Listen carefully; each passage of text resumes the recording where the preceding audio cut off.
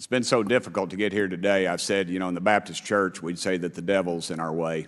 And the devil has been in our way through this thing. We've run into roadblocks from members, from the intelligence community, the Pentagon. I proposed legislation to go in the FAA reauthorization that just said if an airline pilot has a sighting, that when he makes that report to the FAA, that it would come to Congress. But I was told that the intelligence community did not like that, and the amendment was not even heard in committee.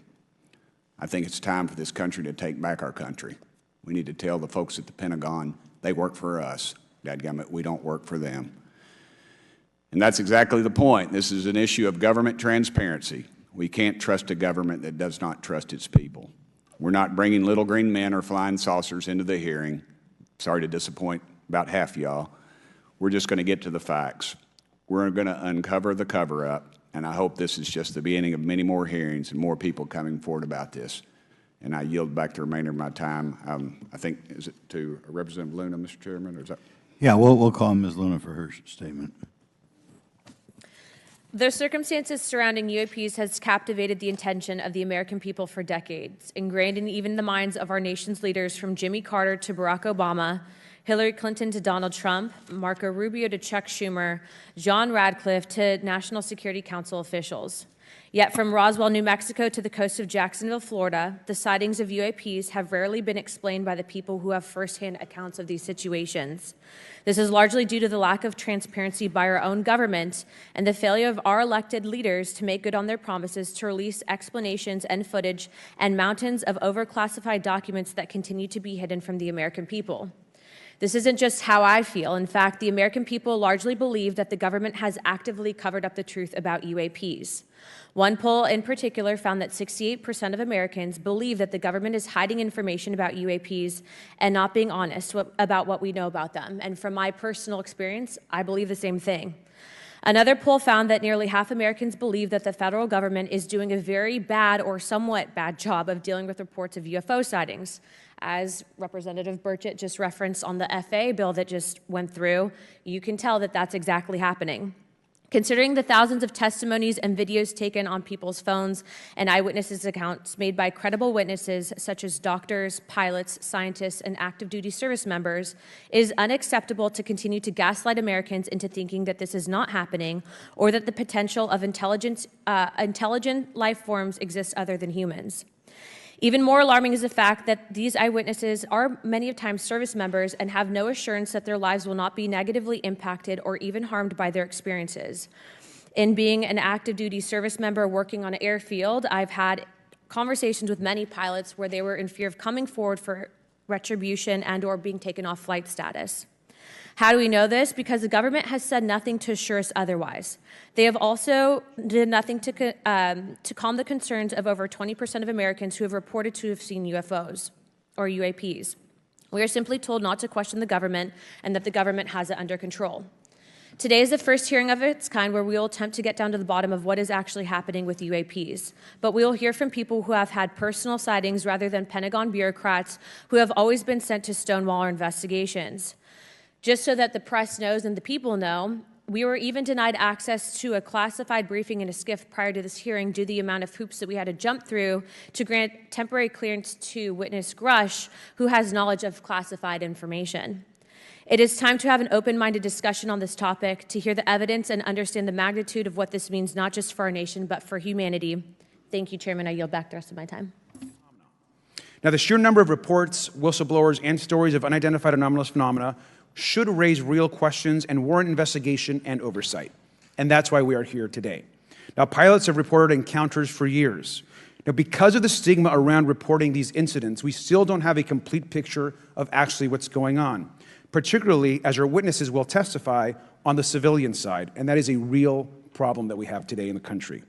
Now, it's very important that we show that Democrats and Republicans in Congress can come together in a bipartisan way to cut through misinformation and to look at the facts in a serious and thoughtful manner. If we are to advance oversight and public disclosure, we must also gain the broad support of the public. We will succeed getting facts out to the public faster if there is a broad public support as part of the process.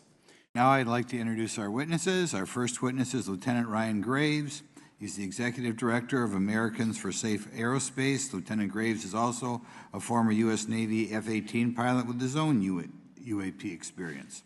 The next witness, David Grusch, is a former senior intelligence officer with the National Geospatial Intelligence Agency and was a senior technical advisor for UAP issues. And finally, retired Navy Commander David Fravor, squadron leader who worked as a naval aviator for 18 years. Mr. Fravor has his own UAP experience known as the Tic Tac event. I look forward to hearing from all three of you today. Pursuant to Committee Rule 9G, the witnesses will please stand and raise their right hands. Mr. Chairman, ranking members and congressmen, thank you. I'm happy to be here. This is an important issue and I'm grateful for your time.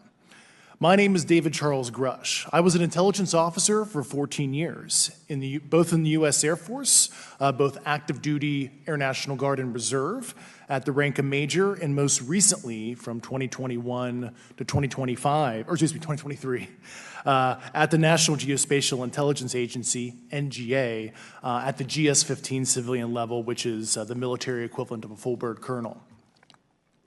I was my agency's co-lead in unidentified anomalous phenomena and transmedium object analysis, as well as reporting to the UAP task force, UAPTF, and eventually, once it was established, the All-Domain Anomaly Resolution Office, AARO.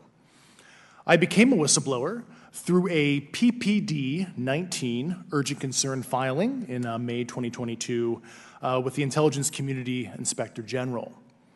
Following concerning reports from multiple esteemed and credentialed current and former military and intelligence community individuals that the U.S. government is operating with secrecy above congressional oversight with regards to UAPs. My testimony is based on information I've been given by individuals with a long-standing track record of legitimacy and service to this country, many of whom also have shared compelling evidence in the form of photography, official documentation, and classified oral testimony to myself and my various colleagues. I have taken every step I can to corroborate this evidence over a period of 4 years while I was with the UAP Task Force and do my due diligence on the individual sharing it. This is because of these steps, I believe strongly in the importance of bringing this information before you. I am driven by a commitment of both to truth and transparency, rooted in our inherent duty to uphold the United States Constitution and protect the American people. I'm asking Congress to hold our government to this standard and thoroughly investigate these claims. But as I stand here under oath now, I am speaking to the facts as I've been told them. In the U.S. Air Force, in my National Reconnaissance Office, NRO, reservist capacity, I was a member of the UAP Task Force from 2019 to 2021. I served at the NRO Operations Center on the Director's Briefing staff, which included the coordination of the Presidential Daily Brief and supporting a variety of contingency operations, which I was the Reserve Intelligence Division Chief backup.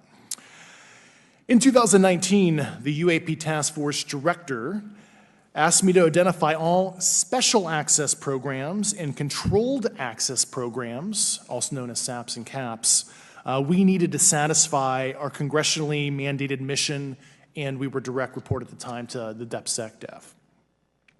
At the time, due to my extensive executive level intelligence support duties, I was cleared to literally all relevant compartments and in a position of extreme trust, both in my military and civilian capacities. I was informed in the course of my official duties of a multi-decade UAP crash retrieval and reverse engineering program, to which I was denied access to those additional read-ons when I requested it. I made the decision, based on the data I collected, to report this information to my superiors and multiple inspectors general, and in effect becoming a whistleblower. As you know, I've suffered retaliation for my decision, but I am hopeful that my actions will ultimately lead to a positive outcome of increased transparency. Thank you, and I'm happy to answer your questions. This is for any one of you. Based off of each of your experiences and observations, do you believe UAPs pose a potential threat to our national security? Yes, and here's why. The technology that we faced was far superior than anything that we had, and you could put that anywhere. If you had one, you captured one, you reverse engineered it, you got it to work, you're talking something that can go into space, go someplace, drop down in a matter of seconds, do whatever it wants, and leave, and there's nothing we can do about it. Nothing. Okay. Particularly, Mr. Graves, one of the, I think, concerns that for members of this committee is this idea that pilots, there's no system to actually report UAPs and the stigma around pilots. And so could you just briefly, you mentioned that you're working with 30 pilots right now that have had encounters with UAPs, but you've also, I believe, discussed and know of many more pilots. This is just those that you're currently working with. Is that correct? Can you expand on that? Certainly. I'll break that down in two ways. First, when we were first experiencing these objects off the eastern seaboard in the 2014 to 2015 time period, anyone that had upgraded their radar systems were seeing these objects. So there was a large number of my colleagues that were detecting these objects off the eastern seaboard. They were further correlating that information with their other onboard sensors, and many of them also had their own eye sightings as well of these objects. Now, that was our personal firsthand experience at the time. Since then, as I've engaged this topic, others have reached out to me to share their experiences, both on the military side as well as the commercial aviation side. On the military aviation side, veterans that have recently got out have shared their stories and have expressed how the objects we were seeing in 2014, 2015 continued all the way to 2019, 2020, and beyond. And so it became a generational issue for naval aviators on the eastern seaboard. This was something we were briefing to new students. This is something that was included in the notice to airmen to ensure that there was no accidents. And now with commercial aviators, they are reaching out because they're having somewhat similar experiences as our military brothers and sisters, but they do not have any reporting system that they can send us to. What astonished you the most about the flight capabilities of these Tic Tac, very briefly? The performance. Absolute performance. It was. And you're not aware of any other objects that anybody in the world has, in this world, that has those capabilities? No, I think it's far beyond actually our material science that we currently possess. Are you aware of any other reconnaissance platforms that have tracked or recorded the Tic Tac's maneuvers, maybe the NORAD system or any of the others? I am not. Okay. We were, in another instance, we're told about the capabilities of a jamming during viewing of when there were some people chasing some of these objects. Did you experience any of that jamming or interrupting your radar or weapons system? My crew that launched after we landed experienced significant jamming to the APG-73 radar, which was what we had on board, which is a mechanically scanned, very high-end system prior to the APG-79. And yes, it did pretty much everything you could do, range, velocity, aspect, and then it spit the lock, and the targeting pod is passive. That's what we were able to get the video on. I'm about to run out of time, but are you aware of any of our enemies that have that capability? No. Mr. Grusch, in speaking to you yesterday, I just wanted to follow up on Representative Raskin's questions. In the last couple of years, have you had incidences that have caused you to be in fear for your life for addressing these issues? Yes, personally. Okay. Yeah. I just want everyone to note that he's coming forward in fear of his life to put in perspective, if they were really not scared about this information coming out, why would someone be intimidated like that? My next question would actually be for Mr. Graves. Can you please explain to me in detail the event that occurred at Vandenberg Air Force Base? Certainly. In the 2003 timeframe, a large group of Boeing contractors were operating near one of the launch facilities at Vandenberg Air Force Base when they observed a very large 100-yard sided red square approach the base from the ocean and hover at low altitude over one of the launch facilities. This object remained for about 45 seconds or so before darting off over the mountains. There was a similar event within 24 hours later in the evening. This was a morning event, I believe 8:45 in the morning. Later in the evening, post-sunset, there were reports of other sightings on base, including some aggressive behaviors. These objects were approaching some of the security guards at rapid speeds before darting off. And this is information that was received through one of the witnesses that have approached me at Americans for Safe Aerospace. Was this documented in any official form, whether it was a police blotter? Yes, they had official documentation and records from the event that the witness held over the years. And I'm not going to ask you to do it right now for time reasons, but you'd be able to sketch what was witnessed, correct? And have you seen that before on any other equipment and/or during your flight time? I have not seen what they've described. This object was estimated to be almost the size of a football field, and I have not seen anything personally that large. Gentlemen, let's talk about the laws of physics for a second. Mr. Graves and Commander Fravor, I heard you talk about speed. When those objects broke the sound barrier, did they make a sonic boom? I was in a jet. You can't hear anything. It's kind of loud in there. Yeah, you're not able to actually personally tell within the vehicle. I will say the objects that we were seeing, they were spherical, and they were observed up to Mach 2, which is a very non-aerodynamic shape. What about G-forces? Let's talk about G-forces of those vehicles. Could a human survive those G-forces with known technology today? No. No, not for the acceleration rates that we observed. Okay. What about what they look like? How close did you get? Did you see a seam or a rivet or a section? And what I mean is, obviously, the jets you're flying have all those things. Did these objects have those? Do you want to go, Ryan? I didn't have the detail to be able to tell that. So we got within a half mile of Tic Tac, which people say that's pretty far, but in airplanes, that's actually relatively close. No, it was perfectly white, smooth, no windows, although when we did take the original FLIR video that is out there, when you put it on a big screen, it actually had two little objects that came out of the bottom of it. But other than that, no windows, no seams, no nothing. Mr. Grusch, as a result of your previous government work, have you met with people with direct knowledge or have direct knowledge yourself of non-human origin craft? Yes, I personally interviewed those individuals. Mr. Grusch, as a result of your previous government work, have you met with people with direct knowledge or have direct knowledge yourself about ATs, advanced technologies that the U.S. government has? Based on conventional advanced tech, I was briefed to the preponderance of the Defense Department's both space and aerospace compartmented programs, yeah. Do you have knowledge or do you have reason to believe that there are programs in the advanced tech space that are unsanctioned? Yes, I do. Okay. Yeah. And when you say that they're above congressional oversight, what do you mean? Complicated question. So there's, some, I would call it abuse here. So congressional oversight of conventional special access programs, so I'll use Title 10, so DOD as an example, right? So 10 U.S. Code Section 119 discusses congressional oversight of SAPs, discusses the DepSecDef's ability to waive congressional reporting. However, the Gang of Eight is at least supposed to be notified if a waived or waive bigoted unacknowledged SAP is created, and that's public law. Well, so that how does, I don't want to cut you off, but how does a program like that get funded?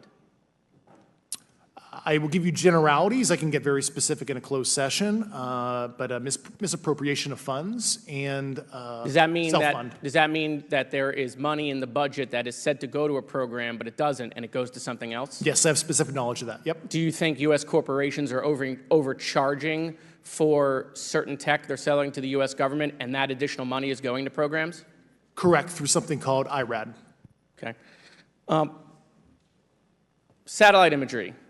Let's talk about satellite imagery. We have satellites all over the place, some that we're aware of and many that we're not aware of, right? We're taking pictures of everything at every point and second.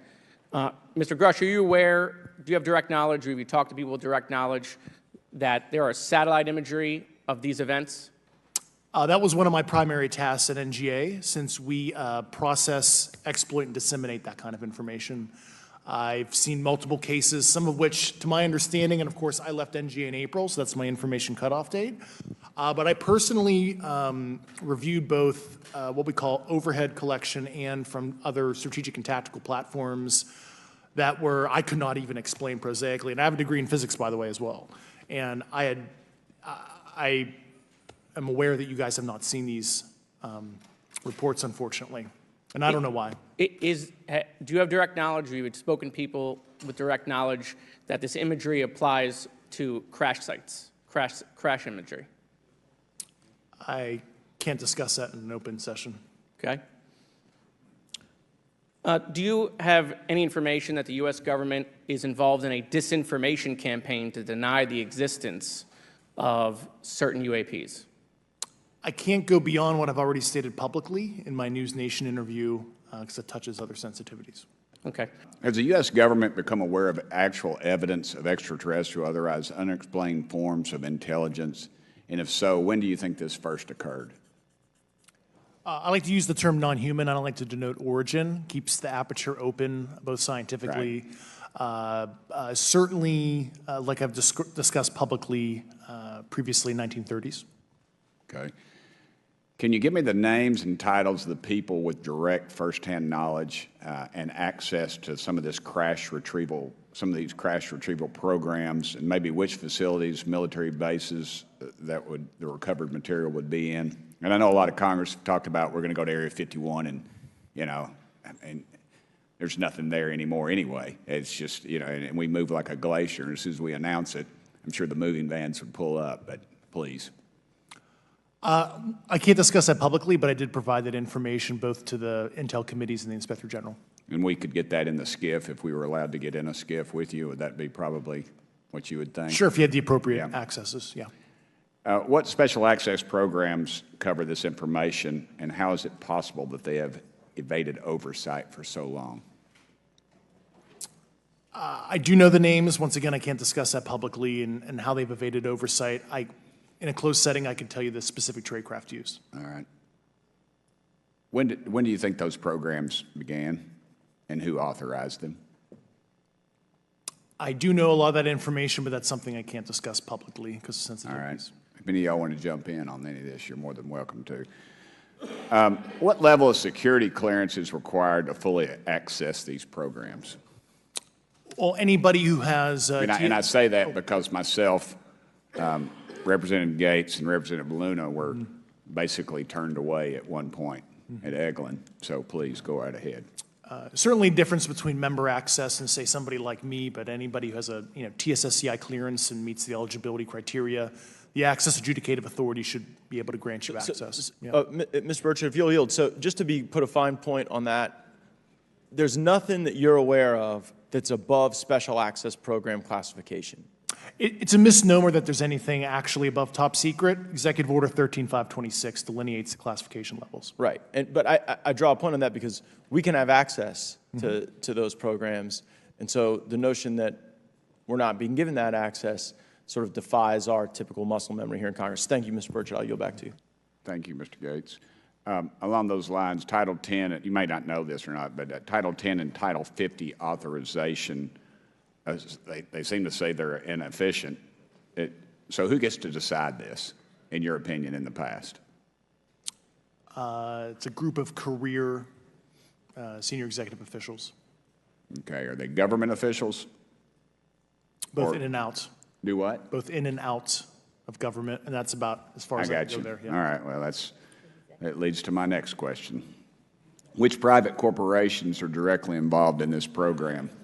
How much taxpayer money has been invested in these programs, to your knowledge? I mean, we know we audit the Pentagon every year, and I've been here 5 years, and they failed the dadgum thing every year.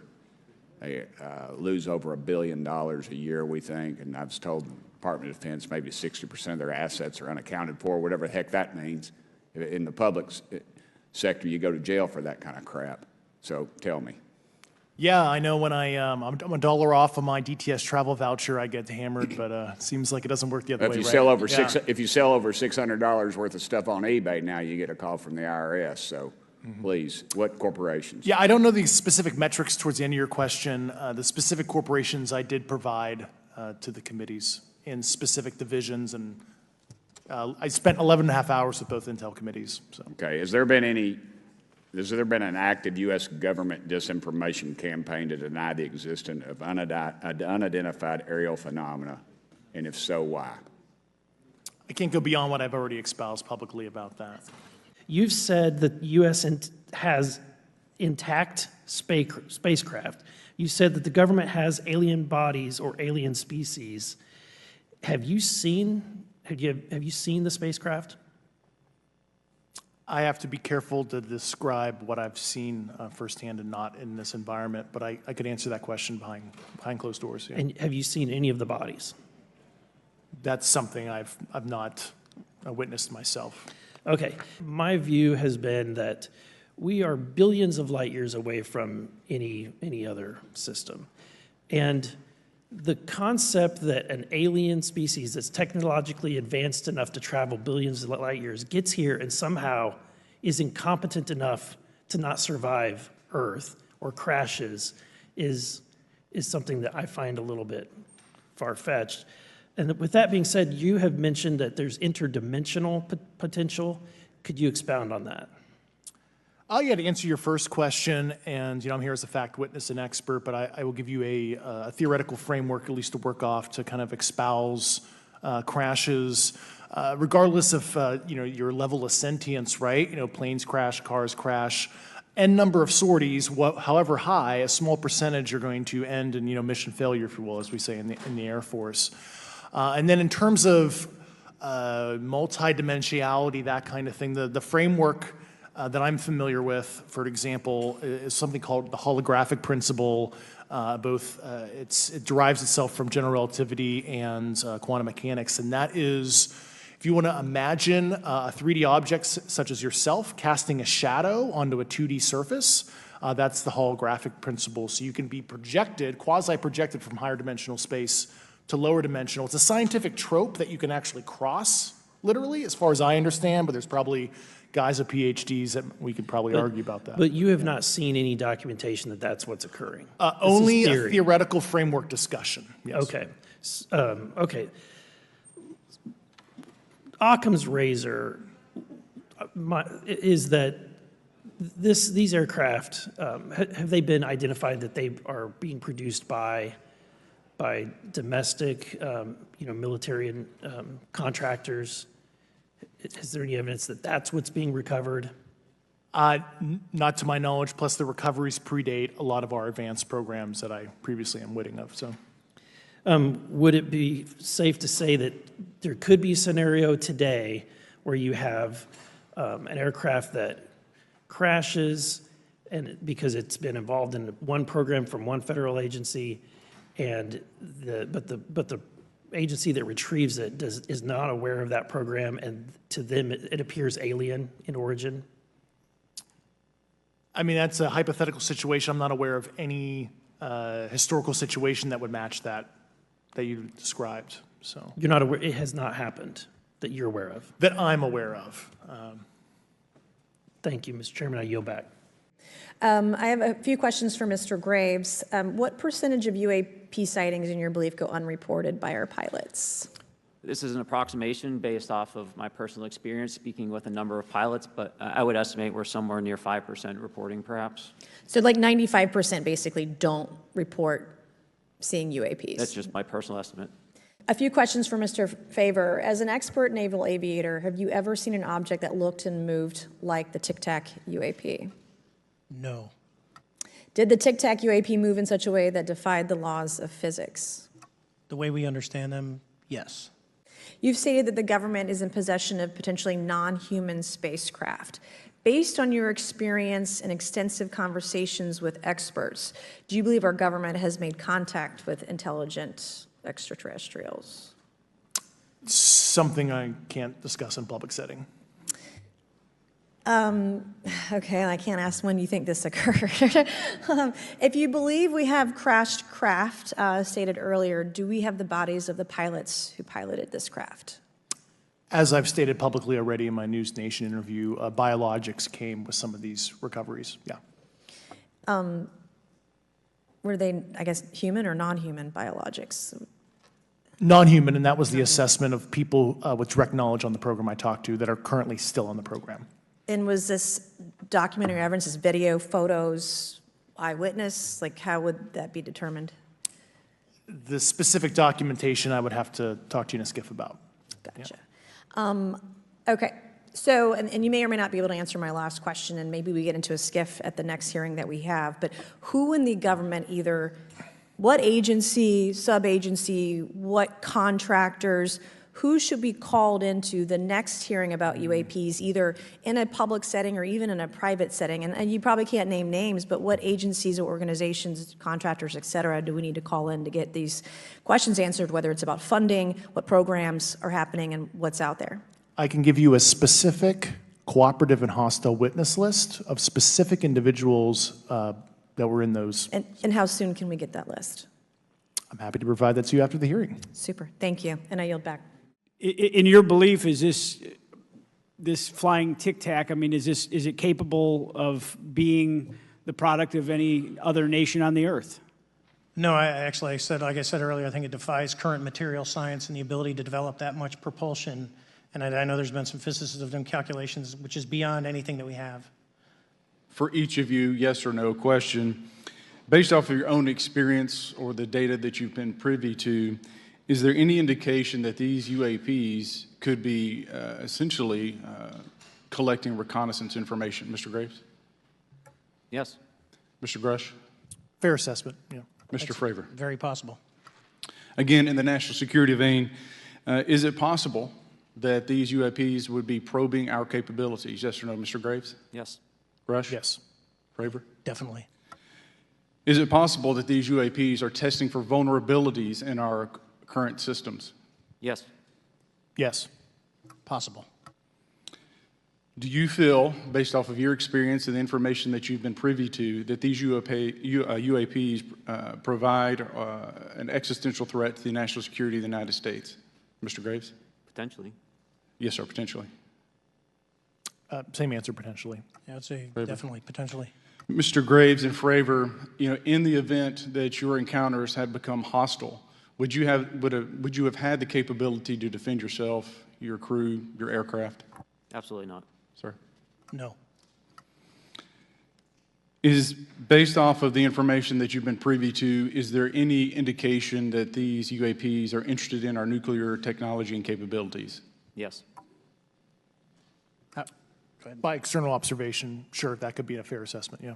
Yes.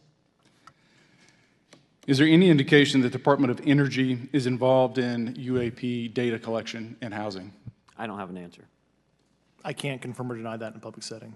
And could you do it in a secure setting? Yes. Mr. Fravor? No, I don't know. Mr. Chairman, I think I'm the last member to go, but there clearly is a threat to the national security of the United States of America. As members of Congress, we have a responsibility to maintain oversight and be aware of these activities so that, if appropriate, we take action. I would encourage the chairman to demand that we have any and all, but in particular Mr. Grusch, talk to us in a skiff. And if that access is denied, I will personally volunteer to initiate the Holman Rule against any personnel or any program or any agency that denies access to Congress. Are you aware of any individuals that are participating in reverse engineering programs for non-terrestrial craft? Personally, yes. Do you know any that would be willing to testify if there were protections for them? Certainly closed door and assurances that breaking their NDA, they're not going to get administratively punished for so. Yeah. Mr. Grusch, why is it that you refer to the phenomenon as non-human intelligence? Why deviate from the basis of extraterrestrial life? I think the phenomenon is very complex, and I like to leave an open mind analytically to specific origin. When you say specific origin, are you referring, can you elaborate on that for those that might not? If it's a traditional extraterrestrial origin or something else that we don't quite understand from either a biological or astrophysics perspective, yeah, I just like to keep an open mind on what it could be, yeah. Okay. What is the most vivid, concrete sighting with the naked eye of the objects that you described before, the cube-like objects? Certainly. I think the most vivid sighting of that would have been near midair that we had at the entrance to our working area. One of these objects was completely stationary at the exact entrance to our working areas, not only geographically but also at altitude. So it was right where all the jets are going, essentially, on the eastern seaboard. The two aircraft flew within about 50 feet of the object, and that was a very close visual sighting. And you were in one of the aircraft? I was not. I was there when the pilot landed. He canceled the mission after, and I was there. He was in the ready room with all his gear on, with his mouth open, And I asked him what the problem was, and he said he almost hit one of those darn things. He said he was 50 feet away from it? Yes, sir. And his description of the object was consistent with the description you gave us before? A dark gray or a black cube inside of a clear sphere. Inside of a clear sphere? Yes. And with no self-evident propulsion system? No wings, no IR energy coming off of the vehicle, nothing tethering it to the ground. And that was primarily what we were experiencing out there. This town isn't made, unfortunately, by people like y'all. We thank y'all. And I do want to also thank the people in the audience and the people that are watching this that can't be, people all over the world that have kept this issue alive. You've endured criticism and derogatory remarks, and we're trying to get to the bottom of it. And so God bless y'all. Thank y'all so much. We really appreciate you guys and gals.